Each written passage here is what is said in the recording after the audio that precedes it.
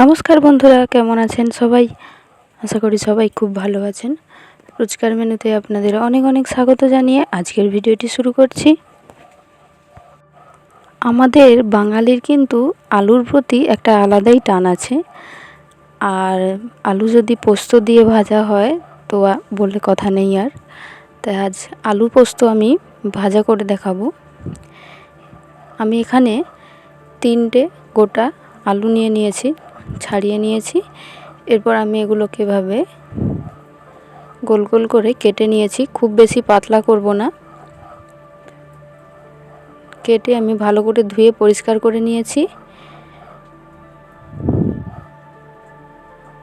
এরপর আমি একটি কড়াই বসিয়ে দিয়েছি, দিয়ে দিচ্ছি এখানে জল।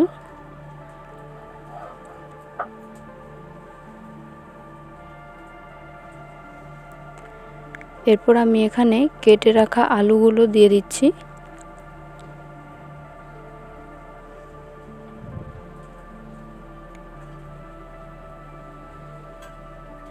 এরপর এখানে আলুর পরিমাণে আমি লবণ দিয়ে দিচ্ছি এবং একদম সামান্য পরিমাণ হলুদ গুঁড়ো দিয়ে 3 থেকে 4 মিনিট ঢাকা দিয়ে আমি প্রায় 60% মতো আলুগুলো সেদ্ধ করে নেব।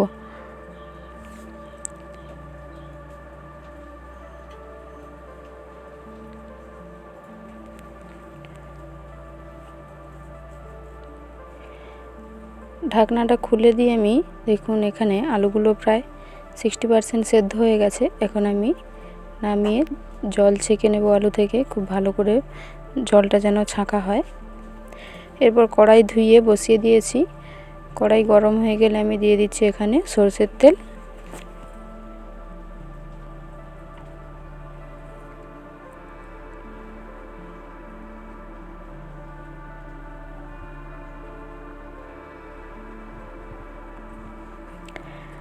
এরপর যে আলুগুলো আমি ছেঁকে রেখেছিলাম সেই আলুগুলো এখানে দিয়ে আমি ভেজে নেব।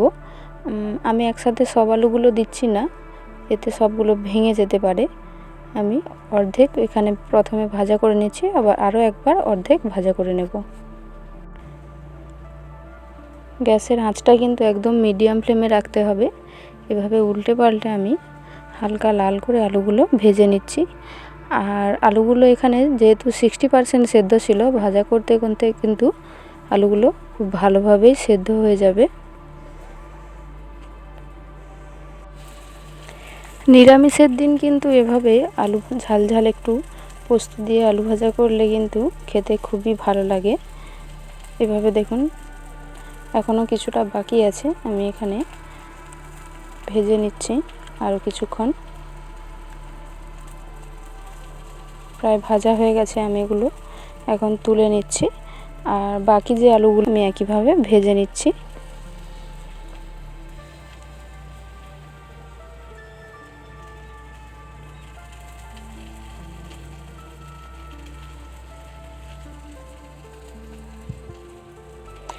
ভাজা হয়ে গেছে আলু। এরপর যে তেলটা ছিল আমি সেখানে হাফ চামচ লঙ্কার গুঁড়ো আর সামান্য পরিমাণ হলুদ গুঁড়ো আর 1 চামচ পোস্ত দিয়ে কিছুক্ষণ আমি নেড়ে নিচ্ছি।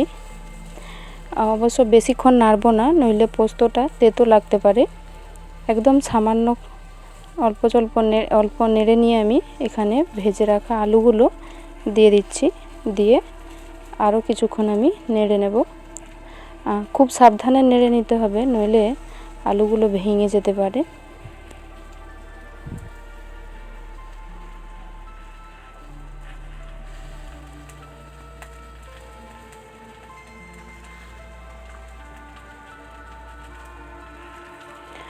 এভাবে আলু ভাজা কিন্তু আমার খুব ভালো লাগে। তোমরাও একবার বাড়িতে এভাবে বানিয়ে দেখবে।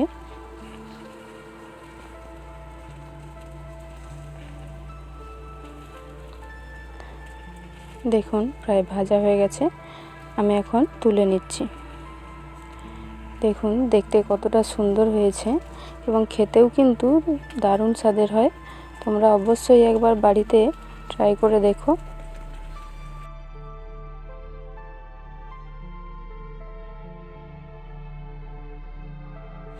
এবং কেমন লাগলো কমেন্টে জানাতে একদম ভুলবে না। ভিডিওটি কেমন লাগলো অবশ্যই জানাবে।